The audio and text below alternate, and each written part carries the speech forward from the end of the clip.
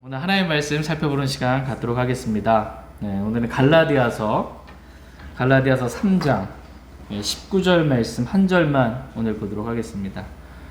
매주 수요일은 갈라디아서 말씀을 강의하고 있습니다. 오늘은 갈라디아서 3장 19절 말씀 한 절만 중심적으로 살펴보도록 하겠습니다.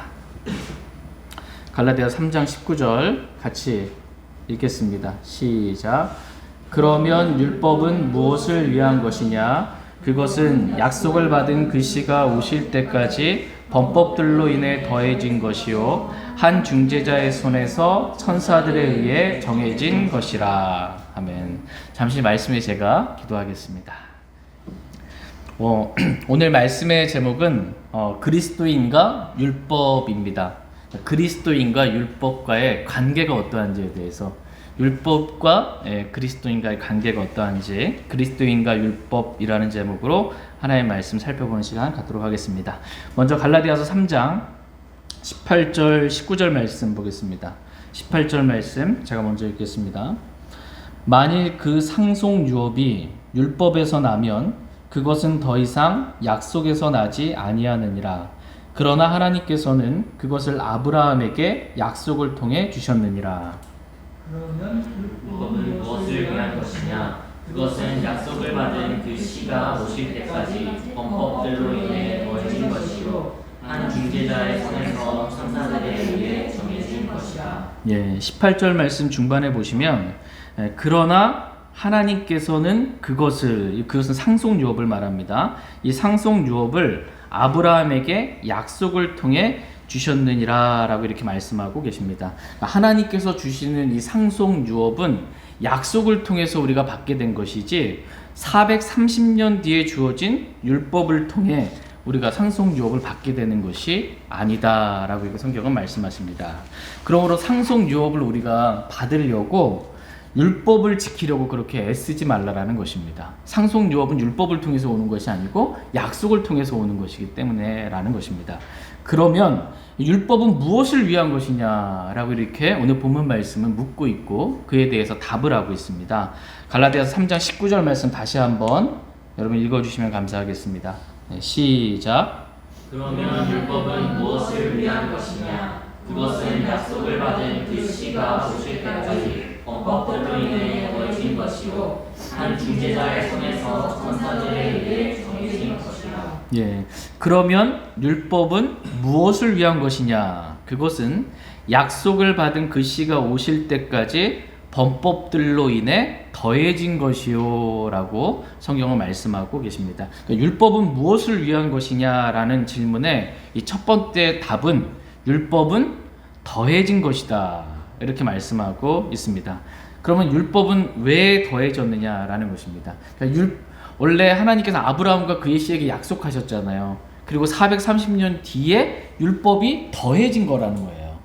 왜 더해졌냐라는 것에 대해서 보도록 하겠습니다. 다시 디모데전서 1장 9절 10절 말씀 보겠습니다. 디모데전서 1장 9절 10절 말씀. 디모데전서 1장 9절 10절 말씀 보겠습니다. 율법이 왜 더해지게 되었는지. 디모데전서 1장 9절 10절 9절 제가 읽겠습니다. 이것을 알라. 곧 율법은 의로운 사람으로 인해 만들어지지 아니하고 오직 법을 무시하는 자와 불순종하는 자와 경건치 아니한 자와 죄인과 거룩하지 아니한 자와 속된 자와 아버지를 죽이는 자와 어머니를 죽이는 자와 사람을 죽이는 자와 은행을 일삼는 자와 남자와 더불어 자기를 더럽히는 자와 사람을 납치하는 자와 거짓말하는 자와 위증하는 자와 그 밖에 무엇이든지 건전한 교리에 역행하는 것으로 인해 만들어졌습니다. 율법이 만들어지게 된 이유, 율법이 왜 더해지게 되었냐라고 했을 때 성경의 답은 율법은 의로운 사람으로 인해 만들어지지 아니하고 오직 법을 무시하는 자와 불순종하는 자와 경건치 아니한 자와 죄인과 거룩하지 아니한 자와 속된 자와 아버지를 죽이는 자와 어머니를 죽이는 자와 사람을 죽이는 자와 음행을 일삼는 자와 남자와 더불어 자기를 더럽히는 자. 남자와 더불어 자기를 더럽히는 자가 어떤 자예요? 예, 남색 그 동성연애자입니다. 남자와 더불어 자기를 더럽히는, 자기 몸을 더럽히는 이 동성연애자와 사람을 납치하는 자와 거짓말하는 자와 위증하는 자와 그 밖에 무엇이든지 건전한 교리에 역행하는 것으로 인해 율법이 만들어졌고 율법이 더해지게 된 것이다 라고 성경 말씀하십니다.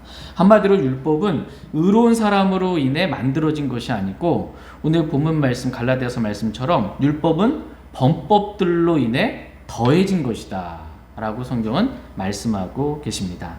율법을 주신 목적은 범법자들로 하여금, 이 범법자들로 하여금 자신이 하나님 앞에서 죄인이라는 것을 알게 하기 위해서 율법을 더해 주신 것입니다. 법이 없으면 자기가 지금 죄를 짓고 있어도 얼마만큼 큰 죄인인지 이걸 알 수가 없는 것이에요. 만약 우리 이제 간통죄가 있잖아요. 간통죄라는 게 있으면 그 죄가 있으면, 법이 있으면 죄가 드러나는 거예요. 근데 법 자체가 없어요. 그러면 간통이라는 그걸 행해도 법 자체가 죄가 안 되는 거예요. 간통이라는 죄는 있지만 이 간통법이 죄라는 것에 대한 법 자체가 없어지게 돼요. 지금 우리나라 없어졌나요? 없어졌죠. 간통죄가 없어졌어요. 원래는 간통죄가 있었습니다. 그러면 그 간통죄가 있었을 때 죄를 지으면 어떻게 되는 거야? 죄인으로 드러나는 거고 법적인 책임을 물어야 돼요. 근데 법이 없어졌어요. 그러면 간통을 해도 법 자체가 없으니까 죄가 안 되는 거예요. 율법이 없었을 때는 죄는 있었지만 법이 없음으로 인해 그게 죄로 여기지 않았던 것입니다. 그래서 율법이 딱 오니까 율법에 의해서 수많은 죄들이 드러나게 되는 거예요. 다 죄에 걸리게 되는 것입니다. 그래서 율법을 주신 목적은 뭐냐면 범법들로 인해 더해진 거예요. 범법들. 그래서 범법자들이 율법이 옴으로 인해서 내가 하나님의 법을 어긴 죄인이라는 것을 깨달아 알 수 있도록 율법을 주신 것이다 라고 성경 말씀하십니다. 다 같이 로마서 3장 20절 말씀 보겠습니다. 로마서 3장 20절.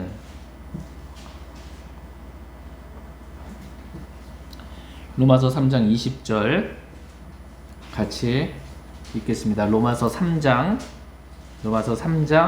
20절입니다. 네, 시작. 그러므로 율법의 행위로는 어떤 육체도 그분의 눈앞에서 의롭게 될 수 없나니 율법으로는 죄를 알게 되느니라. 예, 율법의 행위로는 어떤 육체도 하나님의 눈앞에서 의롭게 될 수 없습니다. 율법의 행위로 의롭게 될 수는 없어요. 그럼 율법은 뭐냐? 율법은 왜 주어졌냐? 율법으로는 뭘 알게 한대요? 예, 죄를 알게 되느니라. 이렇게 말씀하고 계십니다. 율법을 주신 목적은 나는 율법을 지킬 수 없는, 율법을 어긴 그러한 죄인이라는 것을 알게 하시려고 하나님께서 율법을 주셨다라는 것입니다. 율법은 범법들로 인해 더해진 것으로 범법자들이 하나님께서 제정하신 그 율법을 보고 나는 하나님의 그 법을 도저히 지킬 수 없는, 하나님의 법을 어긴 죄인이라는 것을 깨달아 알 수 있도록 하게 하기 위해서 율법을 주신 것입니다. 자신이 이 죄인이라는 것을 알고 자신의 모든 죄를 누가 용서해 주셨어요? 우리 모든 죄를 예수 그리스도께서 십자가에서 흘리신 피로 모든 죄를 단번에 영원히 용서해 주신 것을 믿으라고 율법을 통해 우리를 예수 그리스도께 인도하기 위해서 이렇게 율법을 주셨다라고 성경은 말씀하십니다. 갈라디아 3장 24절 말씀 보겠습니다. 갈라디아서 3장 24절 율법을 주신 목적에 대해서 보겠습니다. 갈라디아서 3장 24절 같이 갈라디아서 3장 24절 네, 시작. 그런즉 율법은 우리를 그리스도께로 인도하는 훈육 선생이었으니 이것은 우리가 믿음으로 의롭게 되게 하려 함이라. 예. 율법은 우리를 어떻게 한대요? 그리스도께로 인도하는 훈육 선생이다라고 성경 말씀하고 계십니다. 그러니까 율법을 지켜서 의롭게 되라고 주신 것이 아니고 율법을 통해서 내가 죄인이라는 것을 깨닫고 나는 도저히 율법을 지킬 수 없는 그 죄인이라는 것을 알고 그러면 내 죄를 용서받기 위해서는 내가 그리스도께 가야 되는구나. 나의 죄를 다 용서해 주신 그리스도께 내가 가야 되는구나. 나는 그리스도가 필요한 사람이구나. 내 힘으로는 도저히 어떻게 할 수가 없구나 라는 것을 깨달아 알라고, 그리스도께로 인도하게 하기 위해서 우리에게 율법을 훈육선생으로 주셨다라는 것입니다. 율법은 우리를 그리스도께로 인도하는 훈육선생이다 라고 이렇게 성경은 말씀하고 계십니다. 그래서 율법의 행위로 의롭게 되려고 하지 말고 예수 그리스도를 믿음으로 의롭게 되게 하려고 율법을 주셨다라는 것입니다. 그러니까 율법은 무엇을 위한 것이냐? 오늘 본문 말씀의 질문이에요. 율법은 무엇을 위한 것이냐라고 했을 때 성경은 율법은 범법들로 인해 더해진 것이고, 율법을 통해 자신이 죄인이라는 것을 알고 나의 모든 죄를 십자가의 피로 용서해 주신 그리스도를 믿음으로 내가 의로워져야 되는 거구나 라는 것을 알고 그리스도께로 인도하게 하기 위해서 우리에게 율법을 훈육선생으로 주셨다라고 성경은 말씀하고 계십니다. 율법을 주신 목적을 알겠죠?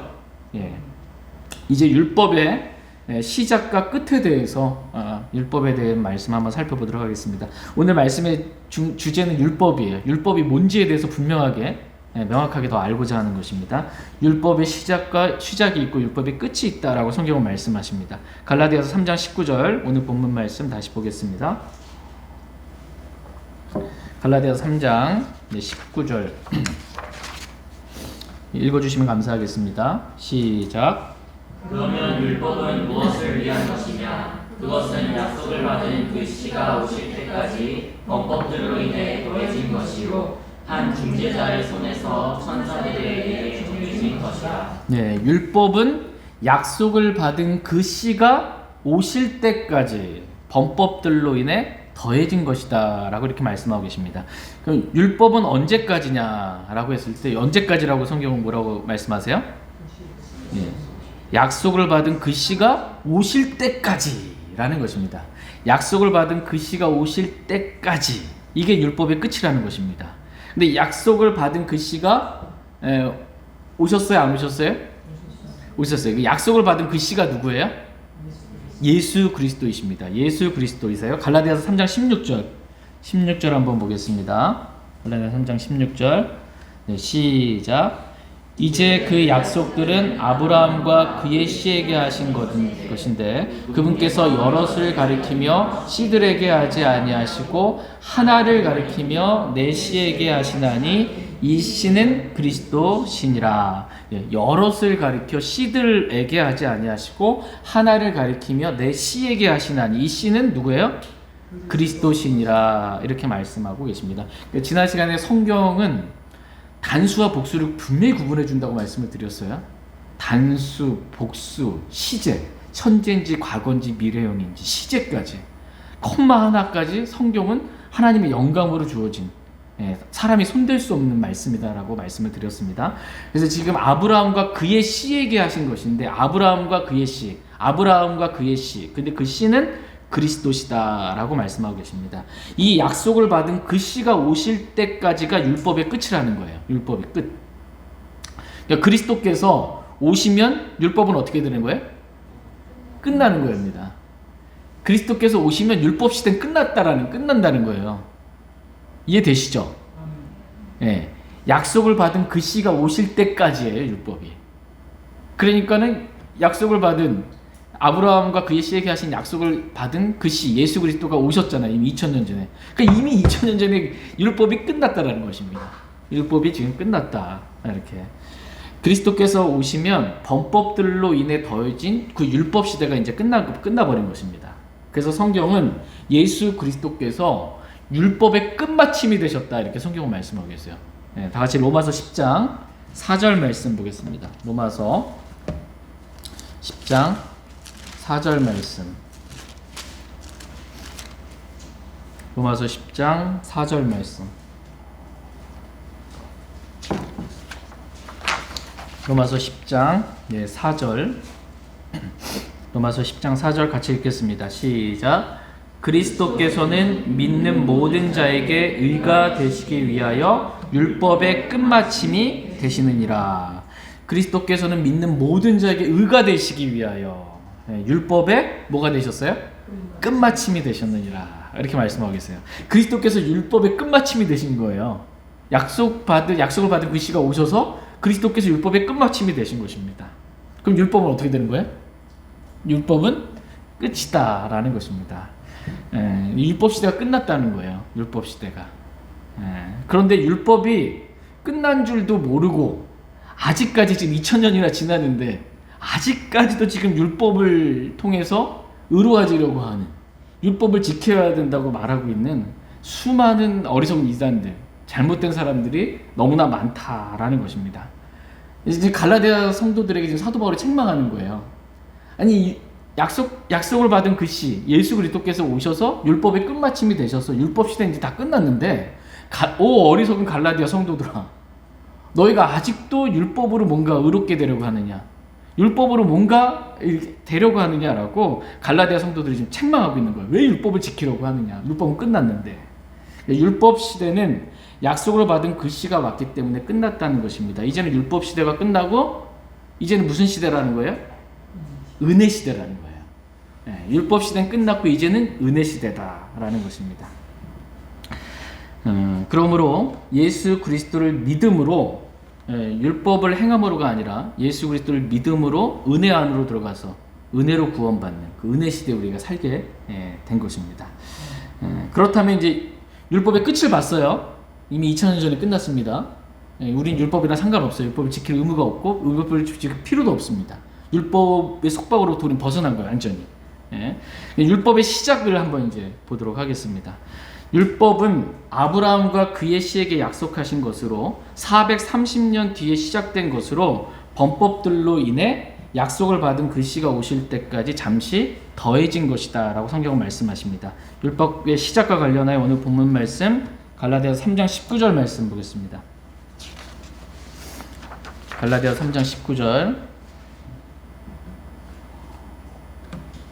같이 읽겠습니다. 시작. 그러면 율법은 무엇을 위한 것이냐? 그것은 약속을 받은 그 시가 오실 때까지 범법들로 인해 더해진 것이요 한 중재자의 손에서 천사들에 의해 정해진 것이라. 율법은 한 중재자의 손에서 천사들에 의해 정해진 것이다 라고 이렇게 말씀하고 계십니다. 여기서 한 중재자가 나오잖아요. 율법은 한 중재자의 손에서 천사들에 의해 정해진 것이다 이렇게 말씀하고 계시는데, 여기서 한 중재자는 언뜻 보면 모세를 생각하기 쉬운데, 이 중재자라는 이 단어를 성경은 사전이에요. 내장 사전이 있다라고 말씀을 하세요. 성경의 단어에 대한 그 뜻의 정의는 성경 안에 있어요. 우리가 어떤 단어 모르면 사전 찾잖아요. 그러면 사전에서 첫 번째 의미 두 번째 의미 이렇게 하는 것처럼 성경에 나와 있는 단어들은 그 단어가 의미하는 뜻이 무엇인지 성경 자체가 내장 사전이 있어서 알려주세요. 그래서 그 단어들을 쭉 찾으면 1번 이 단어의 뜻, 2번 이 단어의 뜻 알 수 있는 거예요. 메인 뜻이 무엇인지. 성경에서 중재자라고 이렇게 쭉 찾잖아요. 그럼 중재자는 예수 그리스도시다 라고 이렇게 떠요. 중재자는 예수 그리스도다라고 이렇게 내장사전이 알려줍니다. 디모데전서 2장 5절 한번 보겠습니다. 성경을 공부하는 방법이에요. 내가 단어의 뜻을 임의로 이렇게 누가 가르쳐 준 대로 정하는 게 아니고요. 성경이 이 단어의 뜻은 이거다라고 알려주는 대로 우리가 배우는 것입니다. 디모데전서 2장 5절 디모데전서 2장 5절 같이 보겠습니다. 시작. 한 하나님이 계시고 하나님과 사람들 사이에 한 중재자가 계시니 곧 사람이신 그리스도 예수님이시라. 하나님과 사람들 사이에 한 중재자가 계시니 그분은 그리스도 예수님이시라라고 성경은 말씀하고 계십니다. 성경 어디에도 이 중재자라는 단어를 찾았을 때 모세가 중재자다라는 단어는 나오지 않습니다. 그래서 이 한 중재자의 손에서 천사들에 의해 정해진 것이라고 했을 때 이 한 중재자를 그리스도로 보는 것입니다. 한 중재자예요. 두 번째 이 한 중재자를 그리스도로 보는 이유는 뭐냐면 율법은 누가 정하시는 거예요? 율법은 하나님이 정하시는 겁니다. 모든 법은 주님께로부터 나오는 거예요. 법은 시온에서 나오고 법은 주께로부터 나오는 것입니다. 법을 정하는 주체는 하나님이세요. 예수님도 하나님이시죠, 당연히. 그러니까 한 중재자의 손에서 천사들에 의해 정해진 거예요. 율법은 정해진 것입니다. 누가 정했어요? 하나님께서 한 중재자의 손에서 정하신 거예요. 그러니까 법은 하나님께서 정하는 것이지 모세가 정하는 것이 아니기 때문에 한 중재자가 모세라고 보지 않고 예수 그리스도를 중재자로 이렇게 보는 것입니다. 모세는 하나님께서 정하신 율법을 받아서 이스라엘 백성에게 전해질 뿐이지 모세가 율법을 제정하는 것은 아니기 때문입니다. 여기서 한 중재자의 손에서 천사들에 의해 정해진 것이다 라고 했을 때 이 영어 킹제임스 성경을 갖고 계신 분들은 그 전치사 영어를 한번 보시면 한 중재자의 손에서라고 했을 때 전치사가 in이에요. in. 그러니까 한 중재자의 손 안에서 천사들에 의해가 뭐냐면 by예요. 천사들에 의해 한 중재자의 손 안에서 천사들에 의해 율법이 정해진 것이다 라고 성경은 말씀하고 계십니다. 한 중재자의 손에 의해라고 한 중재자의 손에 의해라고 by로 되어 있으면 모세가 될 수 있어요. 한 중재자의 손에 의해 하면 by로 되어 있으면 모세가 될 수 있는데 한 중재자의 손 안에서 in으로 되어 있단 말이에요. 한 중재자의 손 안에서라고 말씀해 주셨기 때문에 모세가 될 수 없다라는 것입니다. 왜냐하면 모세는 율법을 정하는 자가 아닌 율법을 유대인들에게 전해주는 도구, 바위로서의 도구의 역할을 하는 것이 그것을 정하시는 분은 하나님이라는 거예요. 다 같이 요한복음 1장 17절 말씀 보겠습니다. 요한복음. 성경의 한 단어 한 단어가 되게 중요해요. 안상홍 증인회 아시죠? 지금 이제 하나님의 교회로 이렇게 처음엔 안상홍 증인회를 시작했다가 좀 세력이 커지면서 하나님의 교회, 여기도 하나님의 교회 있습니다. 한 800여 명이 이렇게 있대요. 하나님의 교회. 근데 이 하나님의 교회는 그리스도의 율법이 있다라고 이렇게 가르칩니다. 그리스도의 율법이 있다. 이게 뭐냐면 모세의 율법이 있고 예수님께서 오셔서 그리스도의 율법을 새롭게 제정해 주셨다라는 거예요. 그리스도의 율법을 새롭게 제정해 주셔서 우리는 모세의 율법을 지키는 게 아니고 모세의 율법에 따라 유월절을 지키는 게 아니고 모세의 율법에 따라 안식일을 지키는 게 아니고 모세의 율법에 따라 율법을 지키는 게 아니고 그리스도께서 오셔서 새롭게 제정해 주신 그리스도의 율법으로 안식일을 지키고 새롭게 제정해 주신 그리스도의 율법으로 유월절을 지키고 새롭게 제정해 주신 그리스도의 율법으로 우리가 이러이러한 절기들을 다 지켜 행하는 것이다. 이렇게 행해야 우리는 구원받을 수 있다. 행위 구원을 가리키는 거예요. 그런데 이 단어 하나가 그리스도의 율법, 이게 개역성경에는 그리스도의 율법으로 되어 있어요. 오브처럼 그리스도의 율법이 있는 것처럼 되어 있어요, 번역이. 근데 킹제임스 성경에 오브가 아니고 투예요, 투. 그리스도께 율법 이렇게 되어 있어요. 그리스도께 율법. 그러니까는 이 전치사 하나가 미치는 영향은 어마어마해요. 한 단어 바꿔가지고요, 이단들이 자기 교리를 만들어낼 수가 있어요. 이 한 단어, 성경이 한 단어 이거 하나 바꿈으로 인해서 엄청난 일들이 발생하는 겁니다. 그러니까 성경에 한 단어에 손을 대면 안 돼요. 이해가 되지 않는다고 손을 대면 안 돼요. 그냥 말씀하신 그대로 그냥 놔둬야 돼요. 킹제임스 성경, 영어 킹제임스 성경 단어에 한 단어도 손대면 안 됩니다. 그대로 그냥 모든 것을 받아들여야 합니다. 그래야 우리가 정확하게 알 수 있습니다. 여기서 우리가 요한복음 1장 17절 봤죠? 여기서 보면 이는 율법은 모세를 통해 주셨으되 라고 됐을 때 영어 킹제임스 성경의 단어는 by예요. by. 똑같이 by. 그러니까 뭐냐면 율법은 모세에 의해 주어졌다라는 것입니다. 율법은 모세에 의해 주어진 것입니다. by.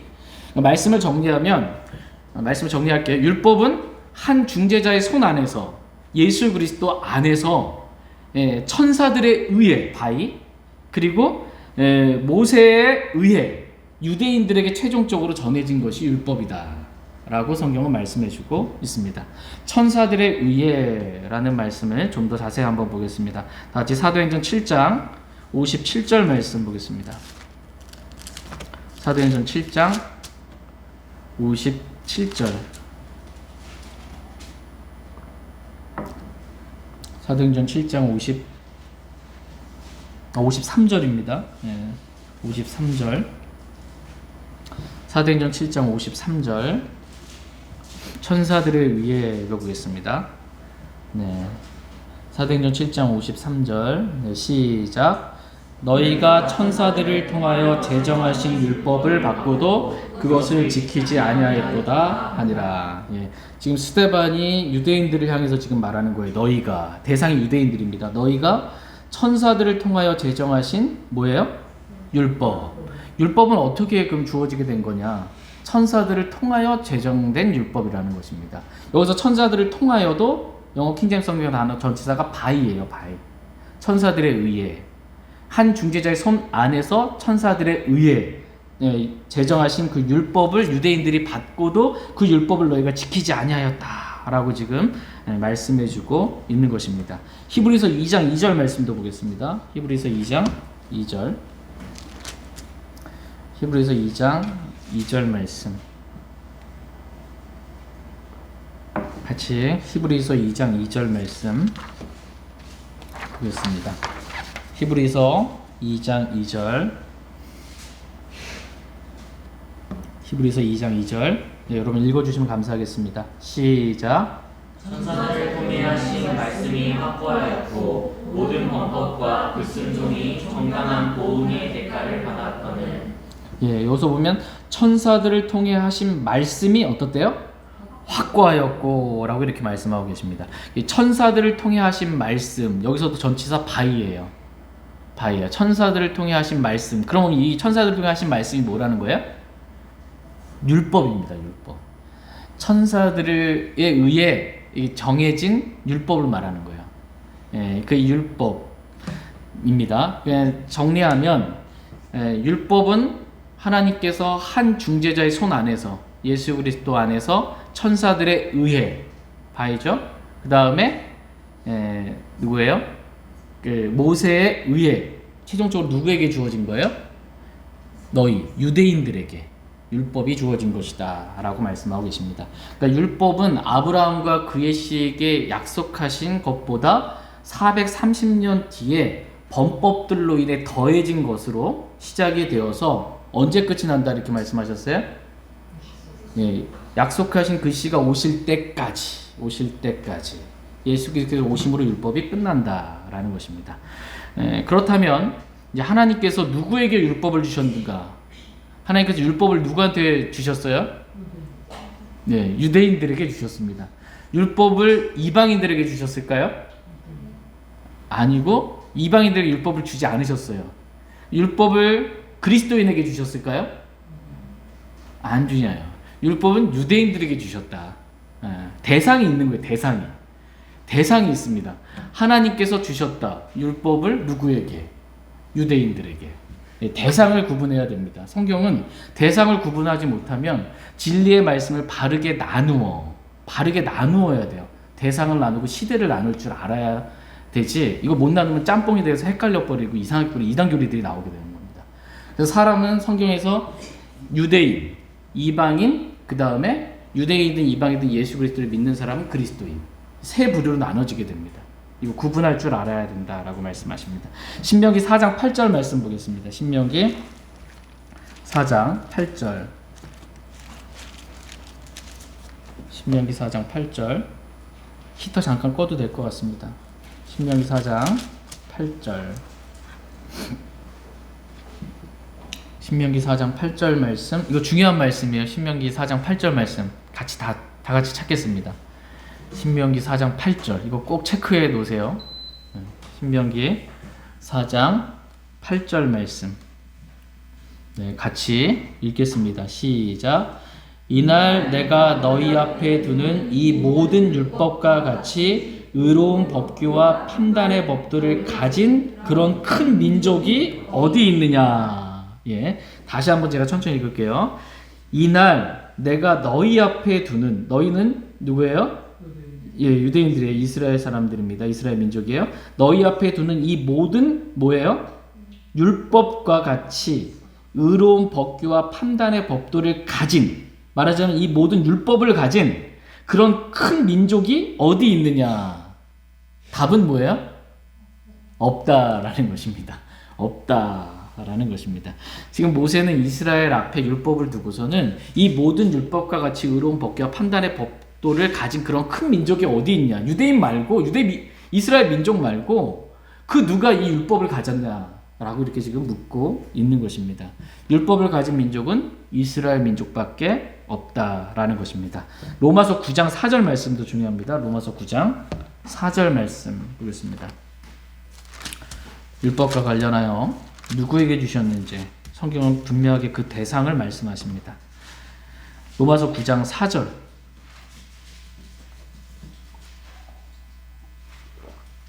로마서 9장 4절 같이 읽겠습니다. 시작.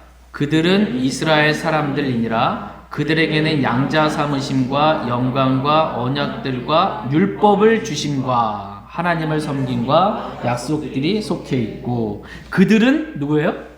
이스라엘 사람들이라. 지금 대상을 분명히 얘기해 주십니다. 그들은 이스라엘 사람들이라. 그들에게는, 이스라엘 사람들에게는 양자 삼으심과 영광과 언약들과 율법을 주심과. 율법을 누구에게 주셨다는 거예요? 이스라엘 사람들에게 율법 주셨다 라고 성경 분명하게 말씀하고 계십니다. 이스라엘 사람들에게 율법을 주신 것이지 이방 민족들에게 율법을 준 것이 아니다 라고 성경은 분명하게 대상을 나누어 주고 있습니다. 그래서 성경은 그 유대인들은 하나님께서 이스라엘 백성에 율법을 주셨으니까 율법을 유대인들은 받았잖아요. 그러니까 율법을 소유한 자들이라고 말해요. 유대인들을 율법을 소유한 자들로서, 율법을 소유했으니까 율법을 지킬 의무가 있는 자들, 율법을 지킬 의무가 있고, 율법을 지킬 의무가 있다는 말, 다른 말은 율법 아래에 있는 자들이라고 이렇게 말씀하고 계시고, 반대로 이방인들은 하나님께서 율법을 안 주셨잖아요. 율법을 안 주셨으니까 율법을 소유하지 않은 자들로서 율법을 지킬 의무가 없는, 하나님이 율법을 이방인들에게 안 주셨으니까 이방인들은 율법 없는 자들이다, 이렇게 성경에서 표현해 주시는 거예요. 율법 없는 자들. 율법이 없는데 어떻게 지켜요? 율법이 없는데. 하나님께서는 이방인들에게 율법을 주신 적도 없으시고요, 율법을 지키라고 명령하신 적은 더더욱 없는 거예요. 완전히 구분이 되는 것입니다. 대신 하나님께서는 이방인들에게 율법 대신에 모든 사람이 본성을 주셨습니다. 로마서 2장 14절 한번 보겠습니다. 로마서 2장 14절. 로마서 2장 14절. 이 말씀도 중요합니다. 로마서 2장 14절. 시작. 율법을 소유하지 않은 이방인들이 본성을 통해 율법 안에 들어있는 것들을 행할 때 이런 사람들은 율법을 소유하지 않아도 자기에게 율법이 되나니. 여기서 이방인들에 대한 수식어가 어떻게 돼요? 율법을 소유하지 않은 이방인들이라고 말씀하고 계세요. 이방인들은 율법이 없어요. 율법 없는 자들입니다. 율법을 소유하지 않은 자들로서 이들에게는 뭐가 있어요? 본성이 있다라는 거예요. 본성을 통해 하나님께서 사람 만드실 때 그 본성 안에 율법 안에 들어있는 것들을 행할 수 있도록 하나님이 본성 안에, 율법 안에 있는 것들을 기록해 주셨다는 거예요. 그래서 율법이 없어도 율법은 뭘 얘기해요? 살인하지 말라, 도둑질하지 말라, 거짓 증언하지 말라, 이렇게 말씀한단 말이에요. 그 율법 안에 있는 내용을 사람의 본성 안에 두셨다라는 거예요. 그래서 율법이 없어도 살인하면 죄라는 걸 아는 거예요. 살인하면 죄라는 거 아는 것이고, 도둑질하면 죄라는 거 아는 것이고, 간음하면 죄라는 거 아는 거예요. 율법이 없는 이방인들도 안다라는 거예요.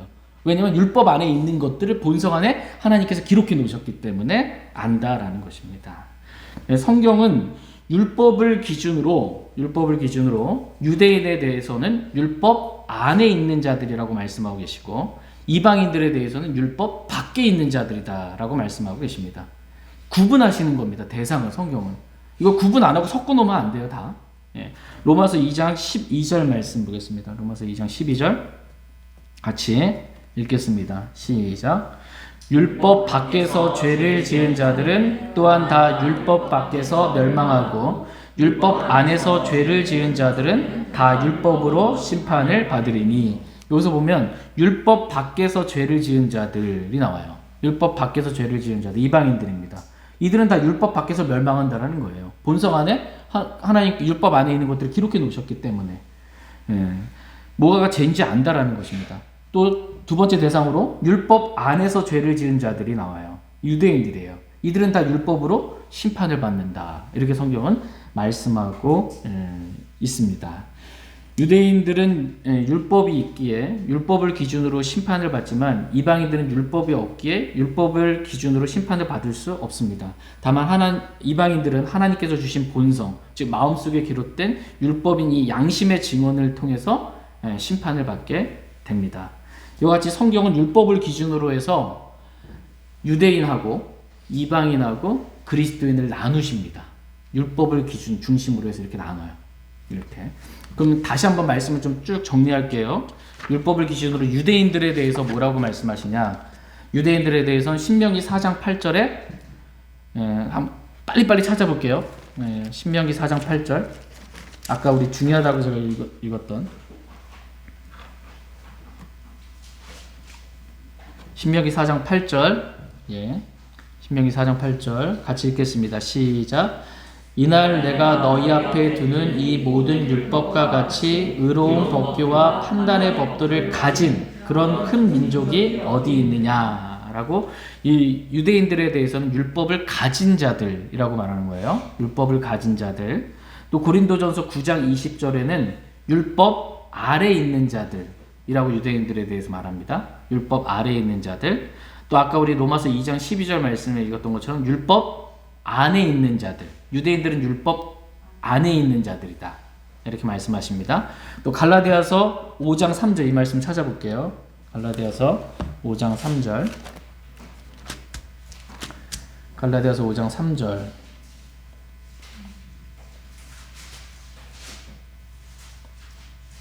갈라디아서 5장 3절. 같이 읽겠습니다. 시작. 내가 할례를 받은 각 사람에게 다시 증언하노니 그는 온 율법을 행할 의무를 가진 자니라. 할례를 받은 자들, 이들 유대인들입니다.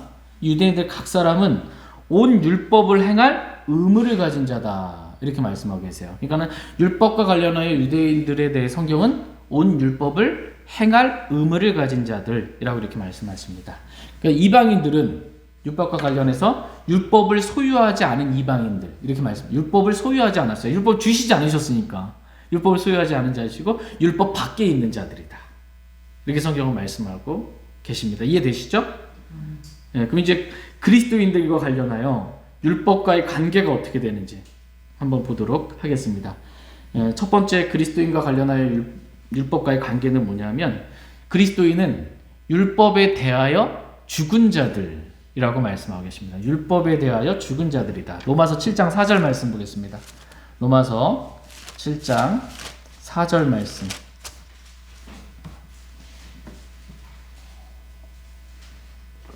나중에 기회가 되면 율법과 관련해서 오후 성경 공부 시간에 한번 다시 한번 정리 한번 해드리도록 하겠습니다.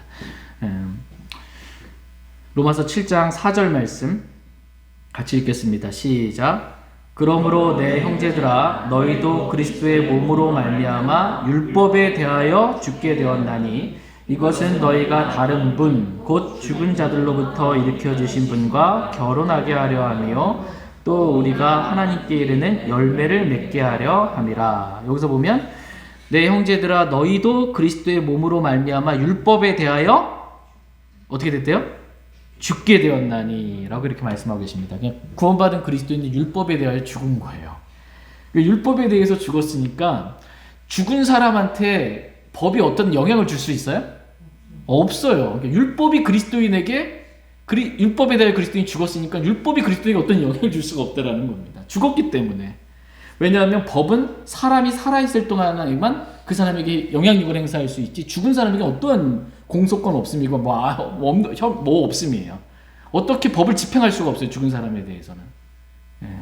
그래서 죽은 사람에 대해서 율법은 어떠한 영향력도 행사할 수 없다. 율법에 대하여 죽은 자들이다. 그리스도인은. 두 번째, 그리스도인은 율법에서 구출된 자들이다. 율법에서 구출된 자들이다. 이렇게 말씀하십니다. 로마서 7장 6절 보겠습니다. 로마서 7장 6절 같이 읽겠습니다.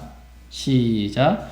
우리를 붙들던 것 안에서 죽었으므로 이제 우리가 율법에서 구출되었나니 이것은 우리가 영의 새로운 것 안에서 섬기고 글자의 낡은 것 안에서 섬기지 아니하게 하려 함이라.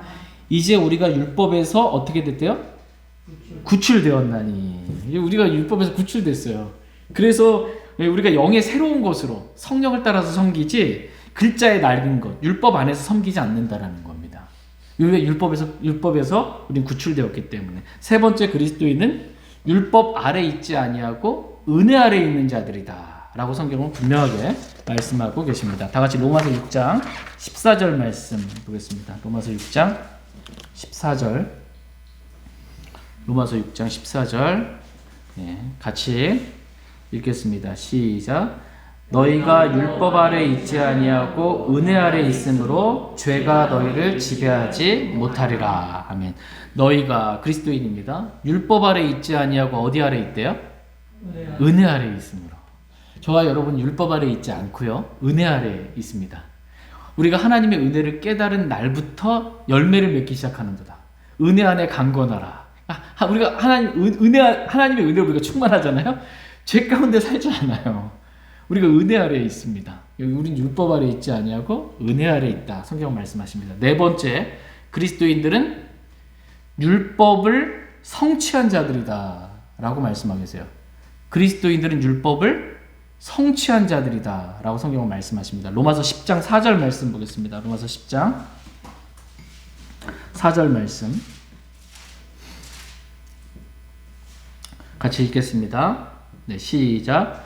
그리스도께서는 믿는 모든 자에게 의가 되시기 위하여 율법의 끝마침이 되시느니라. 그리스도께서는 믿는 모든 자들에게, 예수 그리스도를 믿는 모든 자, 다 그리스도인이죠. 의가 되시기 위하여 율법의 끝마침이 되셨습니다. 그래서 그리스도인들은 그리스도를 믿음으로 율법이 요구하는 의를 성취한 사람들이 된 거예요. 이해되시죠? 율법이 요구하는 게 있어요. 율법의 의가 있단 말이에요. 이 율법의 의를 우리는 그리스도를 믿음으로 예수 그리스도께서 율법의 끝마침이 되셨고 율법을 성취하러 오셔서 그거를 거저 우리가 받은 율법을 성취한 자들이 율법의 의를 성취한 자들이 되었다라고 이렇게 말씀하고 계십니다. 그래서 그리스도인들은 율법의 의가 성취된 사람들로서 성령을 따라 사는 삶을 통해서 그리스도인이 성령을 따라 살 때 율법을 성취한 자들이라는 것을 보여줄 수 있는 겁니다. 로마서 8장 4절 한번 보겠습니다. 로마서 8장 4절. 로마서 8장 4절 같이 읽겠습니다. 시작. 이것은 육신을 따라 걷지 아니하고 성령을 따라 걷는 우리 안에서 율법의 의가 성취되게 하려 하심이라. 우리가 성경은 우리한테 먼저 신분을 줘요. 그리고 하나님의 자녀라는 신분을 먼저 줍니다. 믿음으로 값없이. 그 다음에 그 신분에 걸맞는 삶을 살라고 말씀하시는 거예요. 그러니까 뭔가를 살아서 그 신분에 이르라는 게 아니고요.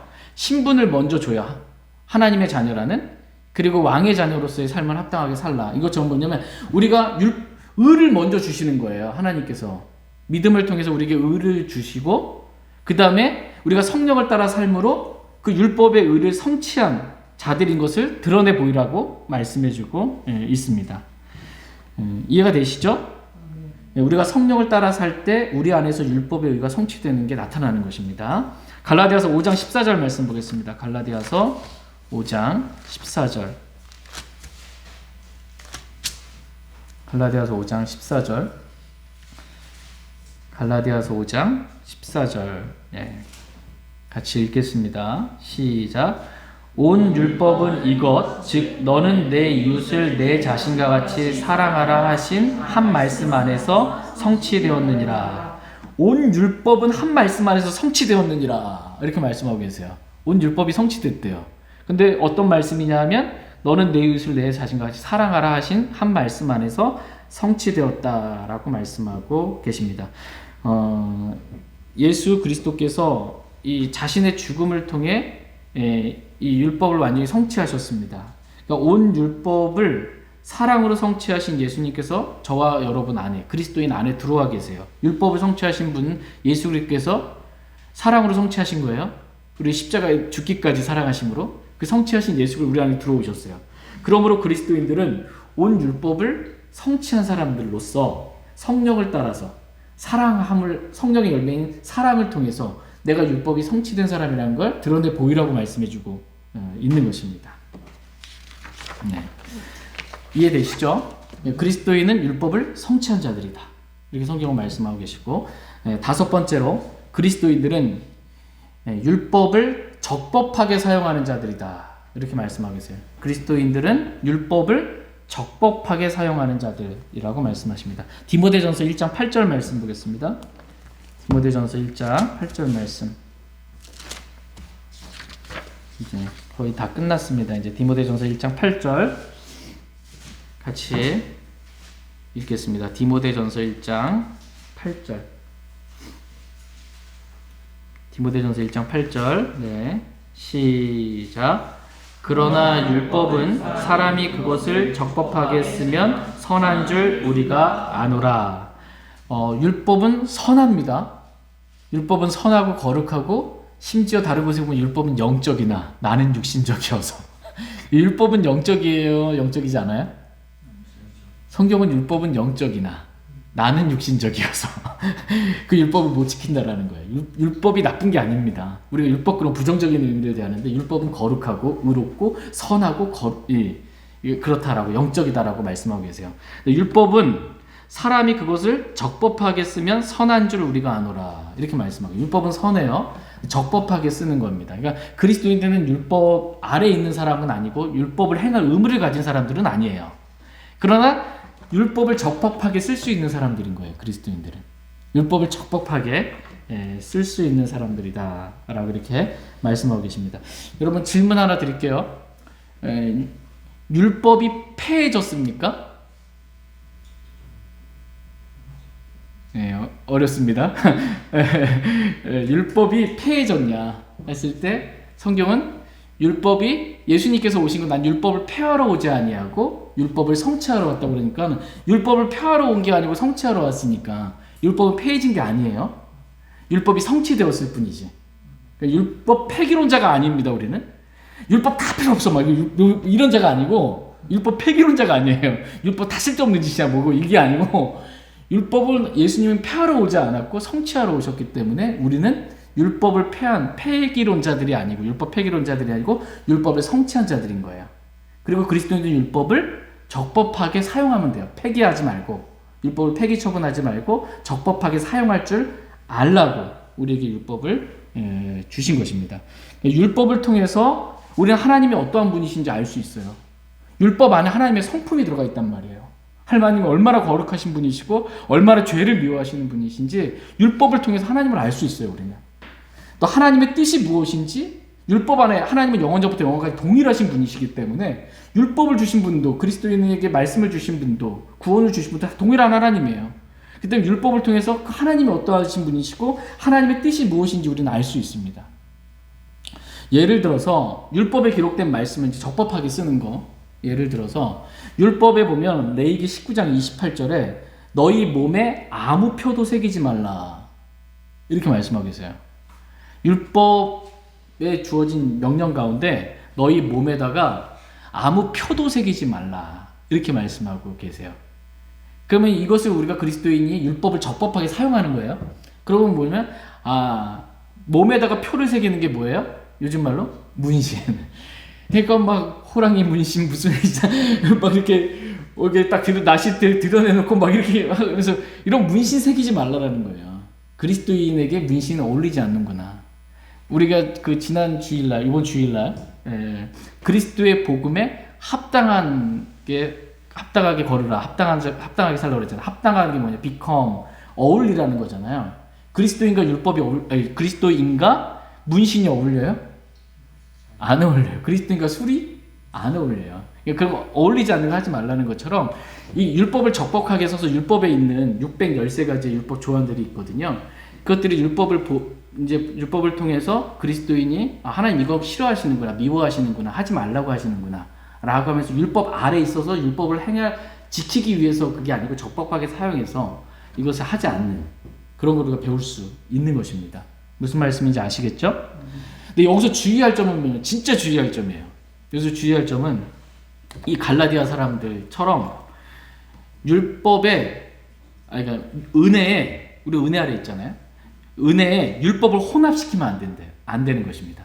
적법하게 율법을 사용한다고 해서 율법을 혼합시키면 안 됩니다. 아주 주의해야 될 부분이에요.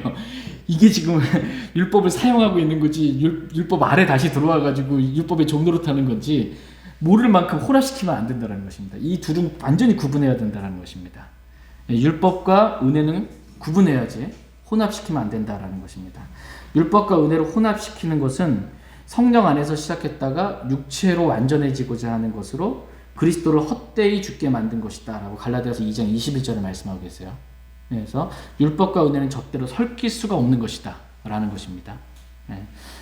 그래서 그리스도인은 정리합니다. 율법 폐기론자가 아니고 율법을 성취한 자들이고 다만 율법을 적법하게 사용할 줄 아는 사람들이다 라는 것입니다. 율법을 지키라고 그리스도인에게 주신 것이 아니고 율법을 적법하게 사용하라고. 그래서 율법을 통해 내가 얼마나 죄인인지 깨닫게 되고, 그죠? 그 다음에 율법은 우리를 그리스도께로 인도하는 훈육 선생이기 때문에 적법하게 사용해서 나 그리스도께 더 가까이 가야 되는구나 라는 걸 알면 되는 거예요. 율법을 통해서 내가 그리스도께 더 가까이 가면 그리스도가 없으면 안 되는 사람이구나 라는 것을 알면 되는 것입니다. 그래서 율법을 지키려고 하지 말고 율법에서 떠나서 이제는 그리스도께로 가야 되는 것입니다. 그리스도께로 가서 그리스도를 더욱더 사랑함으로 믿음 가운데 주님을 따르면 되는 겁니다. 다 같이 갈라디아서 5장 6절 말씀 읽고 오늘 말씀 마치겠습니다. 갈라디아서 5장 6절입니다. 갈라디아서 5장 6절 말씀 읽고 오늘 말씀 마치겠습니다. 같이 읽겠습니다. 시작. 예수 그리스도 안에서는 할례나 무할례나 아무 효력이 없으되 오직 사랑으로 일하는 믿음뿐이니라. 아멘. 예수 그리스도 안에서는 할례나 무할례나 아무 효력이 없다 이렇게 말씀하고 계세요. 여기서 할례는 뭐냐면 할례를 받았다라는 건 뭐냐면 온 율법을 지킬 의무가 있는 거예요. 할례나 무할례가 아무 효력이 없다라는 건 뭐냐면 할례 안에 율법이 들어있는 거예요. 율법이 아무 효력이 없다라는 거예요. 왜? 그리스도는 율법에 대하여 죽었기 때문에 율법에 대해서 율법에 대해서 아무 효력이 없는 것입니다. 그리스도인은 율법에 대하여 죽어서 아무 효력이 없고 율법이나 할례 이런 것 말고 그리스도인에게서는 지금 뭐가 중요하다 이렇게 말씀하고 계세요? 오직 사랑으로 일하는 믿음뿐이니라. 그러니까 저와 여러분들에게 필요한 건 율법이 아니고요. 저와 여러분들에게 필요한 거는 그리스도인에게 필요한 건 오직 사랑으로 일하는 믿음뿐이라는 것입니다. 믿음이 중요하다라는 것입니다. 믿음이. 근데 이 믿음은 어떻게 일해요? 사랑으로 일합니다. 내가 예수 그리스도를 사랑해야 믿음이 일해요. 근데 주님 사랑하는 마음이 없으면 난 믿었다고 하는데 뭐 일을 안 하는 거예요. 믿음이.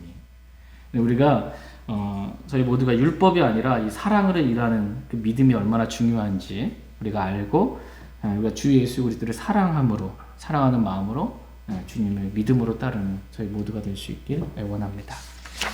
제가 기도하고 개인적으로 기도하는 시간 갖도록 하겠습니다.